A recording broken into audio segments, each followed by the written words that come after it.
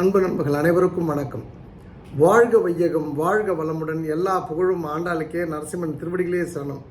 ஸ்ரீமத்தே விஷ்ணு சித்தாரிய மனோநந்தன ஹேதவே நந்தநந்தன சுந்தரி கோதாய நித்தியமங்கலம். தென்னாடுடைய சிவனை போற்றி, எந்நாட்டுக்கும் இறைவா போற்றி. ஒரு 10 முக்கியமான விஷயங்கள் பார்க்கணும். பார்க்க முன்னாடி ரெண்டு அப்டேட் மட்டும் சொல்லிடுறேன். ஒன்று, எனக்கு ஒரு மகிழ்ச்சியாக இருக்கின்றதுன்னு நான் சொல்லலாம். எதுக்குன்னா ஆஃப்டர் வெரி லாங் டைம் ஒரு புதுசாக ஒரு செட் ஆஃப் பீப்புளை சந்திக்க போகிறேன், ஒரு வகுப்புக்காக, எந்தவித கட்டணம் இல்லாமல் அப்படின்றது தான் எனக்கு ரொம்ப மகிழ்ச்சி. நிறைய பேர் கேட்பாங்க, சொக்கலிங்கம் உங்கள் ஃபீஸ் ஜாஸ்தியாக இருக்குது அதெல்லாம் சொல்லுவாங்க. இப்போ நான் பண்ண போகிறது எந்த வித கட்டணமும் இல்லாமல் என் நண்பர்களுக்காக, அனந்த், தேவி, அழகர் வித்யா, அப்புறம் ரகு, மனோகர், புதுக்கோட்டை மனோகர், இவங்களுக்காக நான் அந்த விஷயம் நான் பண்ணுறேன். ஸோ நான் 7th அன்னைக்கு அந்த ப்ரோக்ராமில் ஒரு ஹாஃப் டேவோ 1 டேவோ நான் சில விஷயங்கள் சொல்லலாம்னு ஆசைப்பட்றேன். ஸோ அந்த வகையில் அந்த வகுப்புக்கு வரக்கூடிய அந்த நண்பர்களை வருக என வரவேற்கின்றேன். இதில் நிறைய ஆப்பர்ச்சுனிட்டி இருக்குது. அந்த ஆப்பர்ச்சுனிட்டியை ப்ராப்பராக யூஸ் பண்ணிங்க. அதாவது தீக்குச்சி வச்சு விளக்கு ஏற்றலாம், காடையும் கொளுத்தலாம். ஸோ விளக்கு ஏற்றினா புண்ணியம், காடை கொளுத்துனா பாவம். ஸோ பாவ புண்ணியம் ரெண்டுமே சேர்ந்து தான் இந்த விஷயம். ஸோ கவனமாக ஹேண்டில் பண்ணுங்கள். உங்களுக்கு இது ஒரு 7 days ப்ரோக்ராம். இது நீங்கள் கலந்துக்கணும் அப்படின்னா சாய் சிவா தொடர்பு கொள்ளுங்கள். 9442636363 9442636363. நம்பர் 2 எனக்கு ஒரு பெரிய பெயின் உண்டு, மன வலி அப்படின்னா டு த கோர். அதாவது எப்படி சொல்லலாம் அப்படின்னு சொன்னால், இப்போ இந்த கிரிக்கெட்லாம் நம்ம அது கூட திட்டணும் பார்த்தீங்களா, பைத்தியக்கார மாதிரி ஐபிஎல் டிக்கெட்டை சீட் பண்ணிருக்காங்கன்ட்டு. அது மேபி அது வருத்தத்துக்கான காரணம் நான் பாதிக்கப்பட்டதில் கூட இருக்கலாம். நான் பாதிக்கணும், எனக்கு டிக்கெட் கிடைக்கணும். எனக்குலாம் plenty ஆஃப் பீப்புள் இருக்காங்க கொடுக்கறதுக்கு. இப்போ என் பையன்லாம் கூட ஏசி பாக்ஸில் போய் உட்காந்துட்டு பார்த்துட்டு வந்தேன்.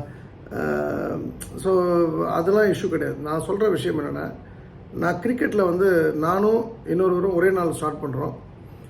அவர் தொடர்ந்து பயணப்பட்டார். அவர் அப்புறம் ஸ்டேட்ஸு, ரஞ்சி எல்லாம் விளையாடி ஒரு பெரிய லெவலில் பெயர் பெற்ற ஒரு ஆளாக மாறினார். இன்ஃபேக்ட் அவர் பவுலராக ஸ்டார்ட் பண்ணார். ஆனால் அவர் கெரியர் பேட்ஸ்மேனாக முடிஞ்சுது. எங்கள் ஸ்கூல், சேந்தம் ஸ்கூலில் நான் நல்லா பவுலிங் போடுவேன், நல்லா பேட் பண்ணுவேன். ஆனால் துரதிருஷ்டவசமாக ஒரு இன்ஃபீரியாரிட்டி காம்ப்ளெக்ஸ், இந்த ஸ்பைக் ஷூலாம் இல்லை. அப்புறம்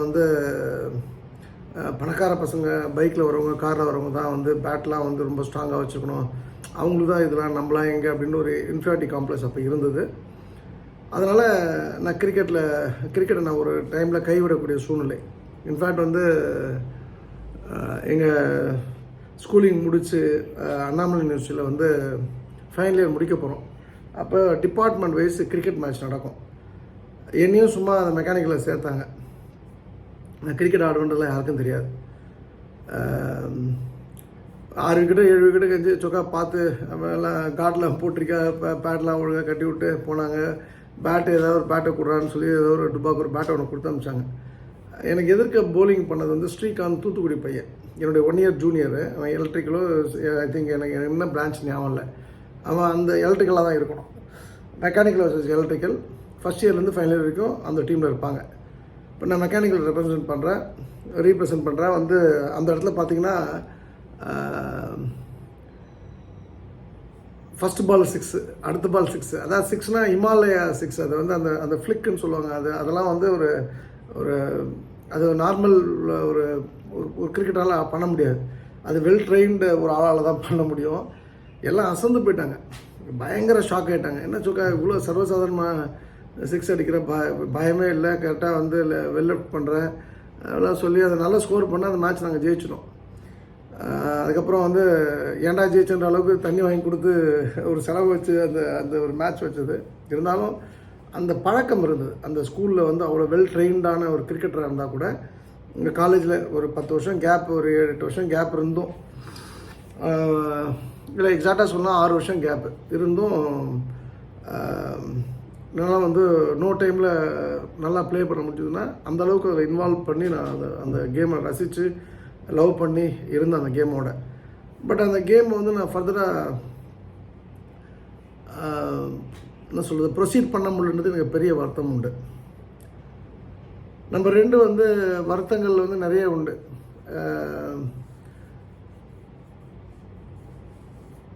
சில விஷயங்கள் வந்து ஒரு ஒரு ஒரு குறிப்பிட்ட சில கோயில்களுக்கு போக முடியல. காரணம் வந்து ஒரு குறிப்பிட்ட கோயிலில் பார்த்திங்கன்னா அந்த அர்ச்சகர்கள் வந்து அதாவது வந்து எல்லாம் சொல்லுவாங்க கெட்ட வார்த்தைனா சேரியில் இருக்கவங்க தான் கெட்ட வார்த்தை பேசுவான்னு சொல்லிட்டு. ஒரு பிராமணர்கள் இவ்வளோ கேவலமாக பேசுவாங்கன்னா ஒரு கோயிலெலாம் இருக்குது, அதெல்லாம் தமிழ்நாட்டில் இருக்குது. அந்த கோயில் நான் போகிறதில்ல. ஏன்னா எனக்கு போனால் விவிஐபி தர்ஷன் கிடைக்கும், நான் ஃபஸ்ட்டு போயிடுவேன், எனக்கு கூப்பிட்டு போயிடுவாங்க, 500 ரூபா 1000 ரூபா தட்டில் போட்டாங்கன்னா ஒரு மாலை கொடுப்பாங்க, எல்லாமே சூப்பராக நடக்கும். ஆனால் நான் சொல்லி அந்த கோயிலுக்கு வரக்கூடிய பக்தர்களை வந்து என் முன்னாடி திட்டும்போது அது வந்து ரொம்ப வலியாக இருந்தது. அதுக்கப்புறம் நான் போகிறத ஸ்டாப் பண்ணிட்டேன். அது எனக்கு ஒரு மன வலி உண்டு. அதே போல் ஆண்டாள் கோயில் விஷயத்தில் எனக்கு ஒரு பெரிய மனவலி உண்டு. அது என்னுடைய சொந்த அம்மா மாதிரி உயிர் போனாலும் அந்த கோயில் வாசல் தான் போகணுன்னு நினைக்கக்கூடிய அளவுக்கு வந்து அந்த கோயிலோட ஒரு ஈடுபாடு உண்டு. இருந்தாலும் வந்து அந்த கோவில் என்னால் ஃபார் ரீசன்ஸ் வந்து நான் போக விருப்பப்படல அப்படின்ற மாதிரி ஒரு சூழ்நிலை உருவாக்கிட்டாங்க. அது ஒரு மனவலி உண்டு.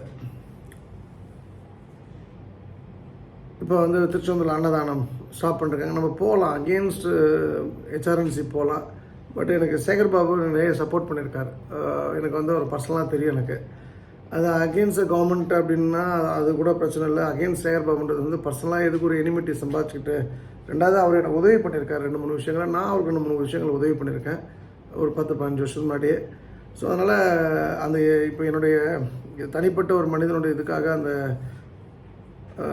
கடல் ஆர்த்தி, அப்போ கடற்கரையில் அன்னதானம் போன்ற விஷயங்களே நான் ஃபைட் பண்ணாமல் இருக்கேன். கோர்ட்டுக்கு போனால் வீல் வின் த கேம், எனக்கு அந்த பர்மிஷன் கிடைச்சிரும்.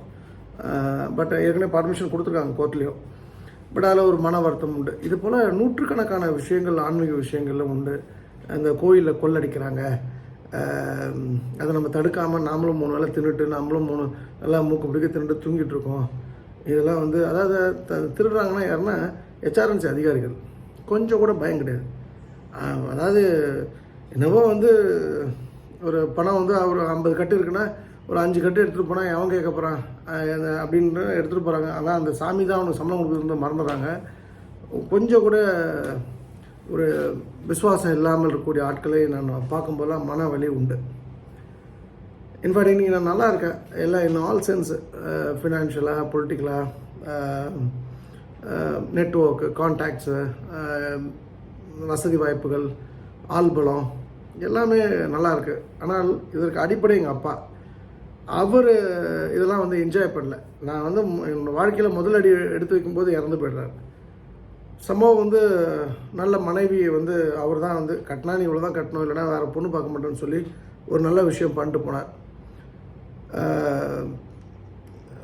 ஏன்னா வந்து வேறு யாராவது ஒரு மனைவினா நான் பண்ண தவறுகளுக்கெல்லாம் வந்து நேரம் 2 வாட்டி டைவர்ஸ் வாங்கிட்டு அவள் வீட்டில் உட்காந்துருப்பாள். சம்பவம் வந்து கொஞ்சம் எப்பவுமே ஸ்மைலி ஃபிகர், என்னை அனுசரித்து போனதுனால வந்து இது வரைக்கும் ஓடிருக்கும். அப்போது எனக்கு வந்து அந்த இப்போ இது போல் ஒரு விஷயம், பேரன் பேத்திகள் நிறைய பெரியவர்களாம் வாக்கிங் கூட்டு போகும்போது என் பிள்ளையை கூட்டு போய் எங்கள் அப்பா இல்லையான்னு வழியெலாம் இருந்தது. ஆனால் இது எல்லாமே வந்து ஒரு சொக்கலிங்கம் ஒரு பர்சே வந்து ஒரு இண்டிவிஜுவலாக ஒரு சாமானியனாக இருக்கக்கூடிய ஒரு விஷயங்கள். இது போல் நூற்றுக்கணக்கான விஷயங்களை சொல்லலாம். அதனால் எனக்கு மிகப்பெரிய மன வலி அப்படின்னு நீங்கள் கேட்டிங்கன்னா, அதாவது இந்த நொடி உயிர் போனாலும் அந்த உடம்பு வேகாதுன்னு சொல்லுவாங்களே, வயிறு எரியுதுன்னு சொல்லுவாங்களே, அது போல் ஒரு விஷயம் என்னென்னா இந்த தமிழ்நாடு மக்கள் நினச்சி தான். நான் அரசியல் பார்வையில் நான் சொல்லலை. முட்டாள்கள் மாதிரி வந்து என்னென்ன ஜோசியத்தையோ போகிறான், எங்கெங்கேயோ போகிறான், என்னென்னமோ பண்ணுறான், பரிகாரம் பண்ணுறான், அதை பண்ணுறான், இதை பண்ணுறான், அங்கே போகிறேன், இங்கே போகிறேன், அந்த சாமி கும்பிட்றேன், இந்த சாமி கும்பிட்றேன், எல்லாமே நல்லது. நான் அதெல்லாம் நான் தவறுன்னு சொல்லலை. ஆனால் தமிழ்நாடு தூக்கி வச்சு கொண்டாட வேண்டிய ஒரு ஒரு ஒரு சாமி, ஒரு மனுஷி அப்படின்ற ஒரு விஷயத்தை எல்லாம் தொலைச்சிட்டாங்க. இந்த கேடுகட்ட அந்த அன்னபூர்ணி, அந்த திருவண்ணாமலை அவளை போய் சாமின்னு கும்பிட்டுருக்கான பைத்தியகார கும்பல் ஒரு செட் ஆஃப் பீப்புளு. எனக்கெல்லாம் வந்து இந்த நடுமண்டையில் நடிச்சு போட்டு தள்ளிட்டு நம்ம போய் ஜெயிலில் உட்காந்துக்கணும் அளவுக்கு அந்த பொம்பளையெல்லாம் பார்த்தா கோவம். அந்த பொம்பளை கோவப்படுறது அர்த்தம் கிடையாது. நான் இப்போ சொல்கிறது வந்து ஒரு விரக்தியின் வெளிப்பாடாக சொல்லலாம். அந்த பைத்தியக்கார அந்த பயவுலையில் தான் அடிக்கணும். அந்த அம்மாவை என்ன பண்ணாங்க, அந்த அம்மா டான்ஸ் ஆடுறாங்க, வந்து பூ போட்டுட்டு தான் தான் சாமின்னு சொன்னால் கூட அது அவங்களுடைய மார்க்கெட்டிங் இதுன்னு சொல்லிட்டு போகலாம். ஆனால் அதை பார்க்க ஒரு 100 பேர் போகிறாங்க பார்த்தீங்களா, அவங்கள சாமின்னு நினச்சிட்டு. இப்போ ஒரு 3வது வருஷம் கல்யாணம் பண்ணாங்க, கேட்டால் இவங்க அவதாரம் என்னது பெருமாள் பொண்டாட்டின்ற மாதிரி சிவனும் பார்வதி மாதிரி அவங்க ஒரு பில்டப்பை கொடுத்துட்ருக்காங்க. மலேசியா வர போயிருக்காங்க. மலேசியா உண்மையிலே நல்ல நாடு, ரொம்ப பிடிச்ச நாடு எனக்கு. அந்த மக்கள் என்ன சொல்கிறது, அப்பாவிகள், அவங்கள ஏமாற்று இப்போ அங்கேயும் போய் இறங்கியிருக்காங்க. ஸோ இது போல் கழிசடைகள்லாம் வந்து தூக்கி கொண்டாடிட்டு இருக்க இந்த தமிழர்களுக்கு ஒரே ஒரு விஷயம் எனக்கு வந்து ஒரு வலியோட உச்சக்கட்டம் என்னென்னா,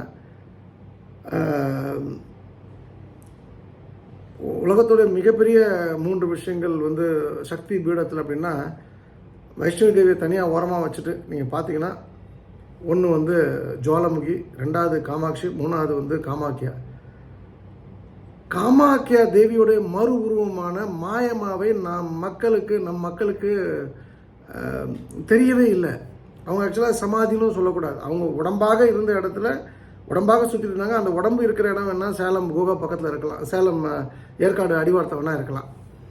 அவங்க இருந்த இடம் வந்து கன்னியாகுமரி. இப்போ நான் கூட சமீபத்தில் ஒரு ஜஸ்டிஸ் அவங்கள வந்து ஒரு 6 மந்த்ஸ்க்குள்ளே பார்த்தேன். ஒரு தமிழ்நாட்டில் ஒரு புகழ்பெற்ற உயர்நீதிமன்ற நீதிபதி. அவர் ஒரு கேள்வி கேட்குறாரு, அதுக்கு நான் பதில் சொல்கிறேன். அப்போ அவர் சொன்னார், மாயமான பக்கத்தே தான் உட்காந்துருக்கேன், நான் எவ்வளோ நாள் உட்காந்துருக்கேன் மாயம்மாவோடன்னு சொன்னார். நான் ரொம்ப ஸ்டன் ஆகிட்டேன். ஏன்னா அந்த அம்மாவை நான் பார்க்கல, அந்த அம்மாவை பார்த்தவரை நான் பார்க்குறேன். அப்போ அது ஒரு பெரிய விஷயம் இல்லை அது. அப்போ நான் சொன்னேன், இதோட வேறு என்ன ஐயா உங்களுக்கு வேணும்? இது நான் பர்சனல் மீட்டிங், அதை நான் மற்ற விஷயங்கள் சொல்ல முடியாது. இப்படி வந்து பார்த்தவங்களுக்கு கூட அதோடைய டைமென்ஷன்ஸ் புரியல. இன்ஃபேக்ட் வந்து நான் சொல்லுவேன் எப்போதுமே, அந்த ரேவதி நட்சத்திரம், அந்த பூர நட்சத்திரம், ப்ளஸ் வந்து சுவாதி நட்சத்திரம், இது ஒரு டெட்லி காம்பினேஷன். இது பயங்கரமான காம்பினேஷன். இது செவ்வாய் ஒரு காம்பினேஷன், அமாவாசை பௌர்ணமி ஒரு காம்பினேஷன். நீங்கள் இந்த சோகால்டு மாயமாக அடக்கமான தேதி பார்த்தீங்கன்னா February 9, 1992. அவங்க சித்தர்னு சொல்கிறது பாவம், அவங்க சித்தர் கிடையாது, அவங்க கடவுள். அவங்க இன்கார்னேஷன் ஆஃப் காமாக்கியா தேவி, அவங்க மறு பதிப்பு, என்ன சொல்கிறது, ஒரிஜினல். அவங்க தாயார் மனுஷ ரூபத்தில் நம்ம வாழ்கிற காலத்தை வாழ்ந்துட்டு போயிருக்காங்க. இப்போ நான் 71 பிறந்தேன், 92 நான் வாழ்ந்து மூச்சு காற்று பூமியில் சுற்றும்போது அவங்க மூச்சு காற்று அதே டைமில் சேலத்துலேயோ கன்னியாகுமரியிலையோ சுற்றிட்டு இருந்திருக்கு. ரேவதி நட்சத்திரம் தான் அவங்க வந்து அடக்கம் வராங்க, பஞ்சமி தீதி இன்ஃபேக்ட். அப்போ நான் உங்களுக்கு சொல்லக்கூடிய விஷயம் என்னென்னா வந்து, இந்த வலியை தயவுசெய்து ஏதாவது ஒரு விதத்தில் நம்ம வந்து எனக்கு அதை சரி பண்ணணும் அப்படின்னு நான் வந்து முடிவு பண்ணேன். அந்த வகையில் கூடிய விரைவில் என்னோட லைஃப் டைம் வந்து ஒரு ட்ரீம் ப்ராஜெக்ட் அப்படின்னு சொன்னால், அந்த மாயம்மா கோயிலுக்கு வரக்கூடிய பக்தர்களுக்கு நாங்கள் ஏன்னா அந்த கோயில் வந்து ஒரு குறிப்பிட்ட ஒரு குடும்பம் கண்ட்ரோலில் இருக்குது. ஸோ அதை அப்போ நாளைக்கு வந்து அதை சொல்லி பணம் கலெக்ட் பண்ணாங்கன்னு யாரும் நம்மளை போய் திட்டிருக்கக்கூடாது. அதை இன்ஸ்டெட் அப்படி இல்லாமல் நான் செட் ஆஃப் பீப்புளோட ஏந்து நான் மாதம் நானும் கான்ட்ரிபியூட் பண்ணி சேலத்தை எங்களுக்கு ரொம்ப வேண்டப்பட்ட ஒரு அதுக்கு ஜஸ்ட் ஆப்போசிட்டில் பெரிய ஒரு ஃபேமஸ் ஒரு மரக்கடை இருக்குது, அங்கே வச்சு பண்ணணும்னு ஆசை. எனக்கு எதுக்குன்னா வந்து, நான் இருக்கிற காலத்தில் ஒரு 5000 பேருக்கு, 10,000 பேருக்கு, 1,00,000 பேர், 10,00,000 பேருக்கு இந்த மாயம்மாவுடைய அந்த ஃபீல் குட் ஃபேக்டரை கொண்டு போனோம் அப்படின்னு சொன்னால், அதுதான் வந்து நான் லைஃப்பில் எனக்கு வந்து ஒரு என்ன சொல்கிறது, ஒரு பெரிய மகிழ்ச்சியை கொடுக்கக்கூடிய ஒரு விஷயமா இருக்குது. அதுக்கு மேலே ஒரு விஷயம் இல்லை. என் பொண்ணு கல்யாணம் ஆகணும், என் பையனுக்கு அமெரிக்கா போகணும், அவங்களுக்கு கல்யாணம் ஆகணும், பிள்ளை பிறக்கணும், 60 கல்யாணம் பண்ணணும், 70 கல்யாணம் பண்ணணும், இன்னும் 1000 கோடி சொத்து சேர்க்கணும், இதெல்லாம் வந்து இட்ஸ் பீனட் நத்திங். இதெல்லாம் எல்லாத்த விட எனக்கு வந்து அன்னதானங்கள் நிறைய இடங்களில் நாங்கள் எல்லோரும் சேர்ந்து டீமாக பண்ணாலும், என்னுடைய பர்சனல், அதாவது வீட்டில் 10 குழந்தை இருந்தால் கூட ஒரு குழந்தை அந்த அம்மா அப்பாவுக்கு யாராவது ஒருத்தருக்கு ரொம்ப க்ளோஸாக இருக்கும் இல்லையா, அது போல் க்ளோஸ் டு மை ஹார்ட் அப்படின்னு சொன்னால் அந்த மாயம்மா தான். ஸோ அந்த மாயம்மா வந்து அந்த அன்னதானத்தின் மூலமாக இந்த மக்களுக்கு தெரியணும். அந்த மாயம்மா வேற இல்லை, நம்ம வணங்கக்கூடிய சக்தி, நீங்கள் 51 சக்தி பீடம் போடுறதுக்கும் மாயம்மா நின்று இடத்துல போய் கன்னியாகுமரியில் உட்காந்துருக்கிறதுக்கும் பெரிய வேறுபாடு இல்லை, ரெண்டும் ஒன்று தான். நீங்கள் போய் நான்லாம் போனேன், நான் குஜராத்தில் போய் ஒரு சக்தி பீடம் போனேன், திரும்ப வந்து நிறைய சக்தி பீடங்கள் போயிருக்கேன். நான் வந்து என்னவோ அது மாயமாக பக்கத்துலேயே இதெல்லாம் வர முடியல. இன்க்ளூடிங் காமாட்சி அம்மன் நான் சொல்கிறேன். நான் போன ஏகப்பட்ட கோயில்களுக்கு, அம்பாள் கோயிலுக்கு போயிருக்கேன். இது எதுவுமே மாயமாக பக்கத்தில் வர முடியல. இன்ஃபேக்ட் நான் வந்து இதில் குறிப்பிட்டு சொல்ல வேண்டிய ஒரு விஷயம் இருக்குது. சத்குரு ஜக்கி வாசுதேவ் அவர்களுடைய ஒரு பெரிய விஷயம், ஒரு முக்கியமான விஷயம் அவர் சொன்னது. அவர் ஒரு முறை ஏற்காடில் இருந்தபோது மாயம்மா பற்றி பேசுகிறாங்க. அப்போ அந்த சோகால் அந்த சமாதிக்கு வராரு.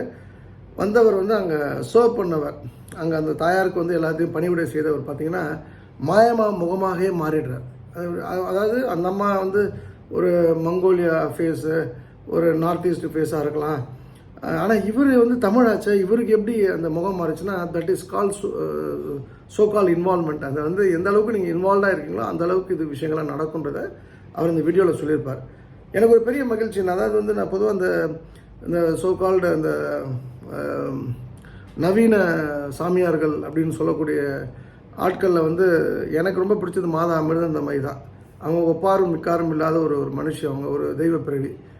அதெல்லாம் ஓரமாக வச்சுட்டு அதுக்கு பக்கத்தில் வந்து நான் இப்போ யாராவது சொல்லணும்னா இப்போ நான் சத்குரு சொல்லுவேன். காரணம் அவரை பற்றி ப்ளஸ் இருக்கலாம், மைனஸ் இருக்கலாம், யானை வழித்தடும், அந்த இது அந்த பிரச்சனை, இந்த பிரச்சனை, அவருடைய இதுக்கு முன்னாடி வாழ்ந்த வாழ்க்கை, மனைவி மரணம், இதெல்லாம் வந்து புல்ஷிட். ஆனால் அவர் வந்து மாயம்மா சமாதியாக, மாயம்மா கடைசியாக இருந்த இடத்துல போய் கால் வச்சுட்டார்.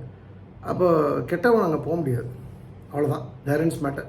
இது ரொம்ப நாளாக என் மனசில் அரிச்சிட்டு இருந்த விஷயம், இன்றைக்கி நான் சொல்லணும்னு ஆசைப்பட்டேன். ஸோ மாயம்மா வந்து எனக்கு இன்னும் நான் ஆள்லாம் ஐடென்டிஃபை பண்ணல. அது வந்து அந்த அன்னதானம் வந்து பெஸ்ட் அன்னதானமாக இருக்கணுன்றதே ஆசை. நானும் மாதம் அதில் கான்ட்ரிபியூட், மற்ற எல்லாம் இப்போ நான் எங்கேயும் கான்ட்ரிபியூஷன் ஆரம்பிக்கும் போது ஒரு 5000, 10,000, 15,000 கொடுக்கறதோடு சரி, அது அங்கங்கே அப்படி நடந்துட்டுருக்கு. ஆனால் லைஃப் லாங் வந்து சொக்கலிங்கம் ஒரு அன்னதானத்தை வந்து தலைமுறையாக கண்டினியூ பண்ண நினைக்கிறது வந்து இந்த மாயம்மா சேலம் தான். இது குறித்து நீங்கள் ஏதாவது இன்ஃபர்மேஷன் வேணும் அப்படின்னு கேட்டிங்கன்னா நீங்கள் சாய் சிவாக்கே தொடர்பு கொள்ளுங்கள். 9442636363. கூடிய விரைவில் அது குறித்த தெளிவான அறிவிப்புகள் வெளியிடப்படும். அந்த கோயில் ஒரு நல்ல விஷயம் என்னென்னா அந்த அந்த அந்த அந்த அம்பாள் இருக்கக்கூடிய இடம், அந்த பீடம், சக்தி பீடம் நம்ம வச்சுக்கலாம். அந்த சக்தி பீடத்தை வந்து பராமரிக்கிறவர்கள் யாரும் ஏமாத்தலை, அது ஒரு நல்ல விஷயம். அவங்க சோகால்டு நல்ல சோலாக இருக்கிறதுனால அவங்க கரெக்டாக வந்து இன்றைக்கும் மெயின்டைன் பண்ணிட்டுருக்காங்க, எந்த வித ஆர்ப்பாட்டம் இல்லாமல். ஸோ திரும்ப அன்லைன் மெசேஜ் என்னென்னா, அந்த இடத்த போய் மிதிக்கிறது, கன்னியாகுமரியில் அவங்க வாழ்ந்த இடத்துல போய் காலை வைக்கிறதோ, அதே போல் அவங்க சக்தி பீடமாக இருக்கக்கூடிய இடத்துல சேலம் ஏற்காடு அடிவாரத்தில் போய் காலை வைக்கிறதுக்கும் புண்ணியம் பண்ணால் தான் முடியும், நல்ல ஆட்களால் தான் முடியும். இது வந்து எனக்கு தெரிஞ்சு என் லைஃப்பில் ஒரு விஷயம் நான் கேள்விப்பேன். திருச்செந்தூர் இப்போ இவனுக்கு முந்தானத்து சேகர் பாபா அவர்கள் சொல்கிறாங்க, திருப்பதிக்கு இணையாக ஆக்கப்படுன்ட்டு. இதை நான் 15 வருஷத்துக்கு முன்னாடியே சொல்லிட்டேன் நான். இப்போ நிறைய விஷயங்கள் நம்ம பேசுகிறேன், இதெல்லாம் நான் வந்து ப்ரிடிக்ட்னா நான் ஜோசியராக, எனக்கு ஜோசியம் தெரியாது, நான் ஜோசியராக அந்த பார்வையில் நான் பார்க்கல, ஒரு அஸ்ட்ராலஜர் எப்படி பண்ணுவார் அப்படிலாம் பார்க்கல. நான் மக்களை பார்க்குறேன், மக்களுக்கு என்ன நடக்குன்றது தெரியுது, கனெக்டிங் த டாட்ஸ், அதனால் இந்த விஷயத்த சொன்னேன். ஆனால் இப்போ நான் ப்ரிடிக்ட்லாம் பண்ணல. இந்த மாயம்மா வந்து தமிழ்நாடு தூக்கி வச்சு கொண்டாடக்கூடிய நாள் வரும். அன்றைக்கி தான் சுபிக்ஷம் தமிழ்நாட்டில் வரும், அன்றைக்கி தான் சாராயம் ஒழியும், அன்றைக்கி தான் லஞ்ச லாவணியங்கள் ஒழியும், மக்கள் வந்து அன்பாக இருப்பாங்க.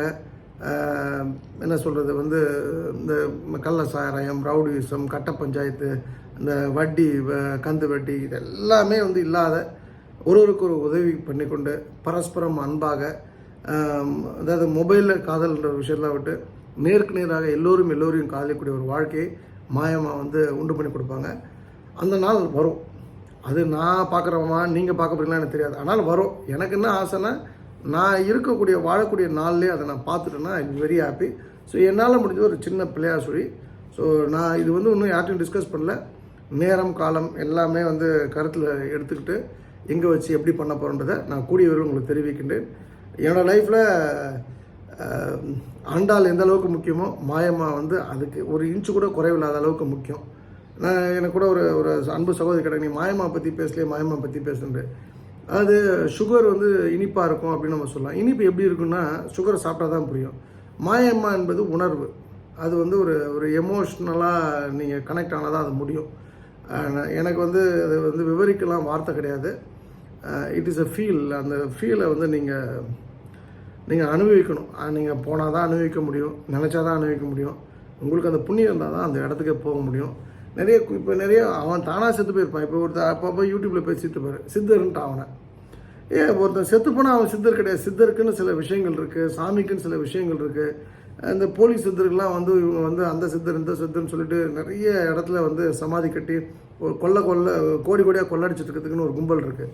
அப்படிலாம் இல்லாமல் இன்றைக்கும் அந்த இடத்துல ஒரு உண்மை இருக்கிறதுனால, அந்த சக்தி பீடமாக அந்த இடமே இருக்கிறதுனால, காட்சி கொடுக்கறதுனால அது வந்து எனக்கு என்னவோ ரொம்ப கம்ஃபர்டபுளாக இருக்கேன் நான். ஸோ நீங்களும் அந்த கம்ஃபர்டபுள் ஃபீலை உங்களுக்குள்ளே கொண்டு வரணும் என்ற அன்பான வேண்டுகோள். It is all up to you. Number 2 வந்து நம்ம பேச வேண்டிய 10 விஷயங்கள். சின்ன விஷயம், ஏன்னா இது பெரிய விஷயமானால நான் மற்ற விஷயங்கள் பேசலை. உழைப்பவர்களுடைய வேர்வை காயம் முன்பே அவருக்கான கூலி நம்ம கொடுத்துடணும். ஒருத்தவங்ககிட்ட வேலை பார்க்குறான், சுண்ணாம்பு அடிக்கிறான், இல்லை வந்து பெயிண்ட் அடிக்கிறான், லைட்டு மாட்டுறான், பல்ப் மாட்டுறான், ஏதோ ஒரு விஷயம் 3 நாள் அவனை வெயிட் பண்ண வைக்கிறது, 4 நாள் வெயிட் பண்ண, இதெல்லாம் தப்பு. இன்றைக்கி அவன் வேலை பார்த்தான்னா நம்ம பொட்டி அந்த அவன் மூட்டை முடிச்சுலாம் கட்டும்போது அவன் கையில் இருந்தாப்பா பணம் 10 ரூபா கூட சேர்த்து கொடுக்க தவறு கிடையாது. நீங்கள் வந்து எந்த யாருக்கு அவன் வேர்வை காயம் முன்பே நீங்கள் கூலி நியாயமாக கொடுக்க வேண்டிய கூலியை கொடுக்காமல் இருக்கீங்களோ அதோட பாதிப்பு பல மடங்காக இருக்கும். நீங்கள் பணம் ரொம்ப பெரிய அளவில் கஷ்டப்படக்கூடிய ஒரு விஷயத்தை அது கொடுக்கும். இது வந்து நபிகள் நாயகம் சொன்னது. இது நான் 100% நான் வந்து என்ன சொல்கிறது, அதோடு நான் ஒத்து போகிறேன். அதாவது ஆண்டாளுடைய வேர்வை காயம் முன்பே அவளை தன்னுடைய மனைவியை ஏற்றுக்கிட்டு வந்தான் அந்த கோவிந்தன். அப்போ பெரும்பாலும் வந்து அதை ஒத்து போகிறார். நபிகள் நாயகம் சொன்னது, நபிகள் நாயகம் அதுக்கப்புறம் வந்திருக்கலாம், அதெல்லாம் விஷயம் இல்லை. அந்த கான்செப்டோட, அதாவது இது நம்ம இந்து மதத்தில் நம்ம பார்க்குறோம் அப்படின்னா தெய்வமும் இதை பின்பற்றிருக்கின்றதை நீங்கள் புரிஞ்சுங்க. நம்பர் 2, ஃபோனில் ஓகே உங்களோட ஒருத்தரை மீட் பண்ணுறீங்க. அவர் உங்கள் பேர் சொல்கிறார், சார் உங்கள் பேர் என்ன, ரமேஷ்னு சொல்கிறாருன்னு வச்சுங்க. நம்ம மறந்துருப்பேன், வேறு ஏதோ வேலை பண்ணி கேட்டுருப்போம். சார் என்ன உங்கள் பேர் சொன்னீங்கன்னு அப்படின்னு கேட்கக்கூடாது. மறுபடியும் சார் உங்களுடைய ஃபுல் நேம் சொல்ல முடியுமா, இஃப் யூ டோன்ட் மைண்ட் அப்படின்னு கேட்டிங்கன்னா அதுதான் சரியான விஷயம். நீங்கள் வந்து சார் மறுபடியும் ஒரு வாட்டி சொல்லுங்கள் அப்படின்னு சொன்னீங்கன்னா உங்கள் மேலே ஒரு ஈர்ப்பு இல்லாமல் போயிடும். 3வது, அதுக்கு பதில் ஃபோனை எடுத்துகிட்டு சார் உங்கள் பேரை எப்படி ஸ்டோர் பண்ணணும், இப்போ சொக்கலிங்கம், நான் தான் ஒருத்தட்ட போகிறேன், என் பேரை சொல்கிறேன் அப்படின்னா அவங்க கேட்கலாம் உங்கள் பேர் எப்படி ஸ்டோர் பண்ண. நீங்கள் ஆண்டாள் சொக்கலிங்கம் ஸ்டோர் பண்ணிங்கன்னு சொல்லலாம், சொக்கலிங்கம் திருநெல்வேலின்னு சொல்லலாம், சொக்கலிங்கம் சென்னைன்னு சொல்லலாம். இது மாதிரி ஏதோ ஒரு விஷயத்தை நம்ம சொல்லும்போது நம்ம பேர் வந்து அவங்க பேர் தெரியலனா கூட நம்ம பேரை வந்து அப்போ மைண்டில் ஏற்றிட்டாங்கன்னா அதுக்கப்புறம் மறக்காது. ஸோ இதை நீங்களும் ஃபாலோ பண்ணுங்கள். அப்புறம் நீங்கள் ஜூஸ் குடிக்கும்போது நார்மலாக ஜூஸ் மக்கில் கொடுக்குறேன், இது வெயில் காலம்னு சொல்கிறேன், நம்ம வாங்கி வலது கையில் தான் குடிப்போம். பெரும்பான்மையான டீ கடைகள்லையும் ஜூஸ் கடைகள்லையும் அந்த கிளாஸை கழுவுறதில்லை, சும்மா முக்கிய எடுக்கிறது தான். அதுக்கு பதில் என்ன பண்ணால் நீங்கள் இடது கையில் நீங்கள் பிடிச்சி குடிச்சிங்கன்னா அந்த நீங்கள் நான் சொல்கிறது நீங்கள் பண்ணும்போது தெரியும் உங்களுக்கு. இங்கே ஜக்கு இல்லை இந்த இடத்துல, அந்த இப்போ இடது பக்கம் நீங்கள் இப்படி பிடிச்சி சிப் பண்ணும்போது அந்த பக்கத்தில் எச்சிலே பட்டிருக்காது. யாரும் அந்த இடது பக்கத்தில் வாங்கி குடிக்க மாட்டாங்க. நீங்கள் வேணால் இதை நோட் பண்ணி பாருங்கள். அண்டு உணவு ஷேர் பண்ணுறீங்க யாருக்காதுன்னா, உணவு யாராவது ஷேர் பண்ணுறாங்கன்னா அப்போ அந்த உணவை வந்து நம்ம எடுக்கும்போது நம்ம சாப்பிட்டு இந்த எச்சில் ஸ்பூனால் அதை வந்து எடுக்கக்கூடாது. நம்மக்கிட்ட நம்ம ஏதோ ஒரு ஸ்பூன் வாங்கி புது ஸ்பூன் வாங்கி பண்ணணும். புது ஸ்பூன் இல்லைன்னா அதுக்கு பதில் வந்து நம்ம டிஃபன் பாக்ஸில் சாப்பிட்ருக்கோம், அந்த டிஃபன் பாக்ஸ் மூடி வச்சு எடுக்கலாம். எந்த ஸ்பூனையும் எச்சில் கையையும் எச்சில் ஸ்பூனையும் யூஸ் பண்ணி நீங்கள் சாப்பாடை எடுக்கக்கூடாது அடுத்தவங்களோட இதில் இருந்து. அப்புறம் யாராவது வீட்டுக்கு போகிறீங்க அப்படின்னு சொன்னால் பொதுவாக நான் வந்து ஏன் அவாய்ட் பண்ணேன்னா, இப்போ எனக்கு வந்து நான் 20 கிலோ கம்மியாகணும்னு முடிவு பண்ணிட்டேன். நான் ஐ வில் அச்சீவ் த கோல். அதுக்கு என்னெல்லாம் பண்ணுமோ பண்ணிவிடுவேன். நான் வந்து இந்த பழைய பன்னீர்செல்வம் ஏசி பன்னீர்செல்வமாக வரணும்னு முடிவு பண்ணிட்டேன். அப்போ போகிற இடத்துல எனக்கு சாப்பாடு அன்பை வந்து சாப்பாடாக கொடுக்காதீங்க. அது நீங்கள் சொக்கலிங்க இந்த மிச்சர் உனக்கு கொடுக்க பேர் 100 ரூபா கொடுக்குறேன்னா அது ஓகே, அது எதாவது கோயில் கூட நம்ம கொடுத்துடலாம். ஆனால் நீங்கள் வந்து இந்த ஸ்வீட்டை சாப்பிடு, இந்த காரத்தை சாப்பிடு, இந்த ஜூஸை சாப்பிட்னா பசி இல்லாமல் சாப்பிட்டு தான் நான் என் உடம்பை நானே கெடுத்துக்கிட்டேன். ஸோ நீங்களும் வந்து அது போல் வந்து போகிற இடத்துல நாக்க தொங்க போட்டு அலைஞ்சிட்டு இருக்காதீங்க. இன்ஸ்டன்ட் வேணும் வேண்டான்ட்டு தெளிவாக சொல்லுங்கள். வேணும் பசி இருக்குன்னா அந்த தட்டில் இருக்கிறது எல்லாத்தையும் காலி பண்ணுங்க. சும்மா ரொம்ப அப்பாட்டக்கிற மாதிரி 4 சிப்ஸை சாப்பிட்டு மிச்சம் 10 சிப்ஸை விட்றது, மிச்சர் கொஞ்சோண்டு சாப்பிட்டு எங்கே தப்பாக அனுப்பிச்சிப்பாங்க, ஸ்வீட்டுக்கு பாதி சாப்பிட்றது. ஏன்னா அதுக்கப்புறம் இப்போ என்ன பண்ணுவாங்க அந்த வீட்டுக்காரன், இந்த நாய் சாப்பிட்டு போகிறேன் வேறு எந்த நாய் சாப்பிடுன்னு சொல்லி ரோட் நாய் தான் போடுவாங்க. அதனால் அந்த வேலைலாம் பண்ணாதீங்க. சாப்பிட்டா ஃபுல்லாக சாப்பிட்ருங்க. பறவைகளை நீங்கள் வளர்க்கவே கூடாது உங்கள் வீட்டில். அது ஒரு டிசாஸ்டர்ஸ் அண்ட் டேஞ்சரஸான ஒரு விஷயம். ஸோ வளர்க்காதீர்கள். அதே போல் 8வது வந்து எல்லாத்தையும் புரிஞ்சுக்கணும்னு ஆசைப்படாதீங்க. நமக்கு தெரியாத விஷயங்கள் லட்சக்கணக்கான கோடிக்கணக்கான விஷயங்கள் இருக்குது. ஸோ எல்லாத்தையும் புரிஞ்சுக்கணுன்ற ஆசையை தீ வச்சு கொளுத்துருங்க. அண்டு என்னை பொறுத்த வரைக்கும் நான் வந்து மும்மொழி கொள்கைலாம் இருமொழி கொள்கை அரசியலுக்குள்ளே போகல. ஆனால் ஹிந்தி கற்றுக்கொள்வது நல்லது என்பது என்னோட தாழ்மையான கருத்து. அதே போல் இங்கிலீஷை தவிர இன்னொரு லாங்குவேஜ், அது வந்து ஏதோ ஒரு ஃப்ரெஞ்சோ இப்போ ஜாப்பனீஸோ ஏதோ ஒரு லாங்குவேஜ் வந்து நீங்கள் கற்றுக்கலாம். அது யூஸாக இருக்கா யூஸ் இல்லையான்ற விஷயம் இல்லை. ஆனால் அது யூஸ் ஆகும் அப்படின்றது என்னோட தாழ்மையான கருத்து. சமீபத்தில் கூட என்னோடய ஃப்ரெண்டு கீதா கணேஷ் அவங்கள வந்து ஏர்போர்ட்டில் பார்த்தேன். அப்போ அவங்க சொன்னாங்க, சார் என் பொண்ணு மாதிரி அவங்க வந்து டெல்லிக்கு போகிறாங்க, அவங்க ஒரு முக்கியமான ஃபங்க்ஷனுக்காக அவங்களும் அவங்க அம்மாவும். அவங்க ரொம்ப ஷாக்கு. இன்ஃபேக்ட் வந்து நான் அவங்களையும் அவங்க தங்கச்சியும் மீட் பண்ணோம் அப்படின்னு சொல்லி எழுதி வச்சுருக்கேன். ஒரு நான் லஞ்சுக்கு போனோம் அப்படின்னு சொல்லிட்டு. ஒரு அன்பு சகோதரி அவங்க திருவள்ளங்காட்டு தேசிகருடைய பேத்தி அவங்க.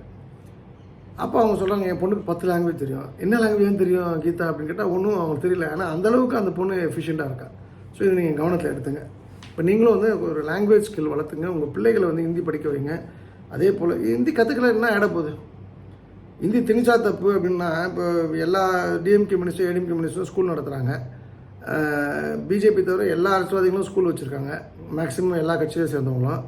அந்த ஸ்கூலில் சிபிஎஸ் ஸ்கூலில் ஹிந்தி இருக்குல்ல. இப்போ நம்ம வந்து கேவி போகிறோம், கேவியில் ஹிந்தி இருக்குல்ல. நமக்கு ஃபீஸ் கம்மியாக இருக்கணும் அப்படின்னா அவனே ஹிந்தி கற்றுப்போமா.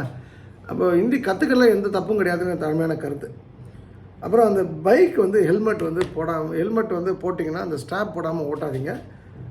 அது ரொம்ப இம்பார்ட்டண்டான விஷயம். அண்டு நாளைக்கு இன்னொரு 10 விஷயங்கள் சொன்னோம். அதில் வந்து ஒரு விஷயம் இப்போ சொல்லிடுறேன். மிச்சம் 9 விஷயம் நாளைக்கு சொல்கிறேன். உப்பை வந்து யார் வந்து ஒரு சாப்பிடும்போது கையில் எடுத்து வச்சாலும் அது தரித்திரத்தோட உச்சகட்டம். அது போடுறவனும் நல்லா இருக்க மாட்டான், தின்றவனும் நல்லா இருக்க மாட்டான். ஒன்று ஸ்பூனில் போடணும், இல்லைனா வந்து பாட்டில் தான் அப்படியே டக்கு டக்குன்னு கொட்டிட்டு போடுறது தவறு கிடையாது. ஆனால் கையில் உப்பு போடுறது வந்து அதை மாதிரி வந்து ஒரு அவமரியாதை சாமிகளுக்கு எதுவுமே கிடையாது, மகாலட்சுமிக்கு. ஸோ இது கவனத்தில் எடுத்துங்க. அந்த வகையில் இந்த அருமையான வாய்ப்பை கொடுத்த திருச்செந்தூர் பயன்படுத்த என் தாய் ஆண்டாளுக்கு நடிச்சிருக்க என் மனமார்ந்த நன்றி. மீண்டும் நாளை இரவு உங்களை சந்திக்கின்றேன். ஆடி ஆடி அகம் கரைந்து இசை பாடி பாடி கண்ணீர் மல்கி எங்கும் நாடி நாடி நரசிங்காவென்று வாடி வாடும் இவ்வாடுதலே எல்லா புகழும் ஆண்டாளுக்கே. நரசிம்மன் திருவடிகளே சரணம். நன்றி, வணக்கம். சர்வம் கிருஷ்ணார்ப்பணம். ஸ்ரீராம் ஜெயம்.